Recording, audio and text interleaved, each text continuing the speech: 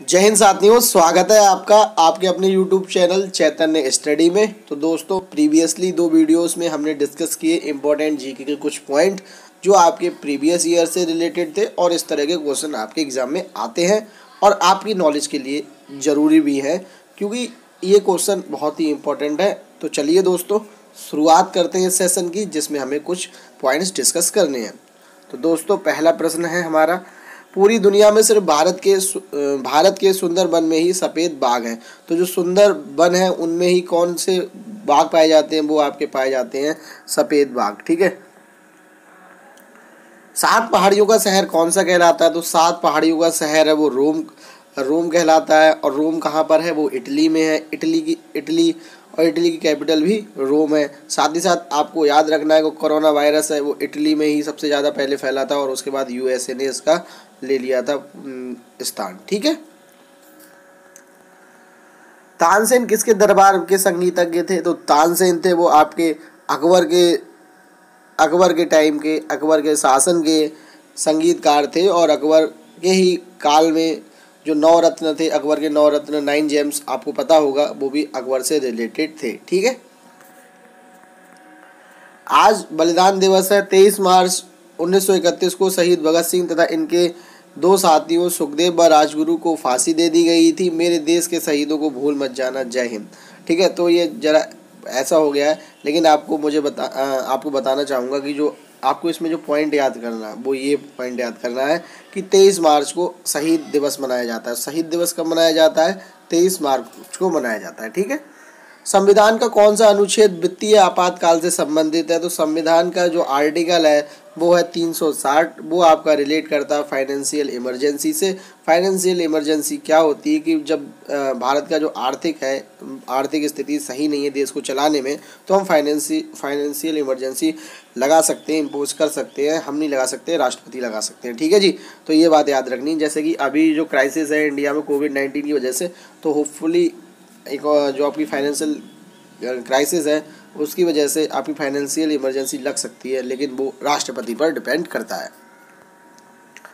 तो भारत का सबसे बड़ा वन क्षेत्र वाला राज्य मध्य प्रदेश है। तो मध्य प्रदेश की कैपिटल है भोपाल और यह जो क्षेत्र है वो सबसे ज़्यादा हाईली वन क्षेत्र पाए जाते हैं। ठीक है। तो इसमें वन है वो फॉरेस्ट है वो बहुत ज़्यादा है। दुनिया की दूसरी बड़ी पैराग्लाइडिंग साइट हिमाचल प्रदेश की बिड बिल्डिंग है। तो बिड बिल्डिंग है वो आपकी सबसे बड़ी पैराग्लाइडिंग साइट है। पृथ्वी का सबसे निकटतम ग्रह कौन सा है? तो पृथ्वी का सबसे निकट का ग्रह कौन सा है? वो है आपका शुक्र। ठीक है। पृथ्वी से पूछ रहा है, ये सूर्य से नहीं पूछ रहा है। सूर्य से होता तो आपका बुध और पृथ्वी से है तो आपका शुक्र। ठीक है। भगवान बुद्ध ने आत्मज्ञान कहाँ प्राप्त किया था? तो भगवान बुद्ध ने जो आत्मज्ञान था वो आपका बोधगया में प्राप्त किया था।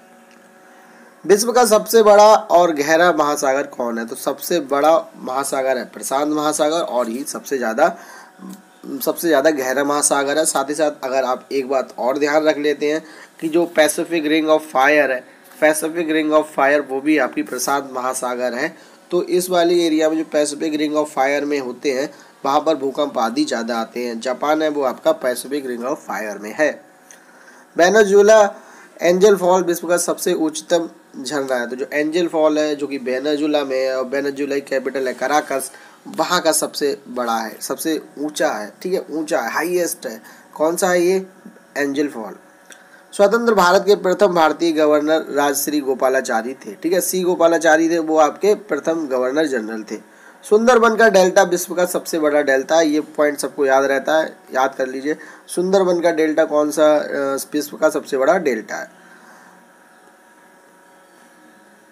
तो आगे चल लेते हैं। भारत की कृष्णा नदी आज भी हीरे प्राप्त होते हैं। तो कृष्णा नदी है उसमें क्या प्राप्त होते हैं साहब? कृष्णा नदी में हीरे प्राप्त होते हैं।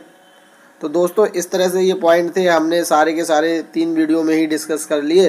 तो दोस्तों, इनको 1 या 2 बार ज़रूर देखें, फिर आपके जो पॉइंट हैं वो आपके पूरे हो जाएंगे और आपको याद हो जाएंगे अच्छी तरीके से। जब याद हो जाएंगे तो आपके अगर कंपटीशन एग्जाम में इस तरह के प्रश्न आते हैं तो आपको आसानी से उन्हें क्रैक कर पाएंगे और आसानी से उन्हें हल कर पाएंगे, आसानी से उनसे टैकल कर पाएंगे।